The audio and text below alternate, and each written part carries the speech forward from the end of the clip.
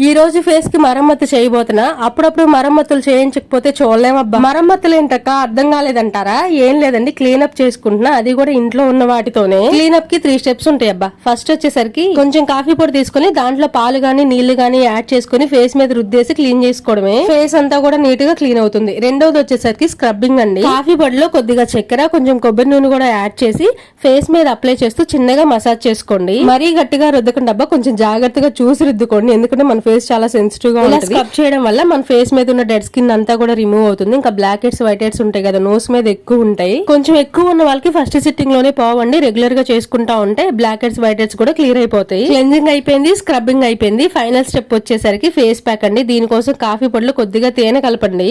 ఆ పేస్ట్ ని face pack వేసేసుకుని ఒక 10 మినిట్స్ తర్వాత నీట్గా క్లీన్ చేసుకోండి. ఫేస్ అయితే భలే వచ్చిందండి. 5 రూపాయల కాఫీ పొడితో క్లీన్ అప్ అయిపోయిందబ్బా. మా ఆయనకు నేను ఎన్ని డబ్బులు సేవ్ చేస్తున్నాను. ఇంతే. వీడియో నచ్చితే లైక్ చేయొచ్చు కదా.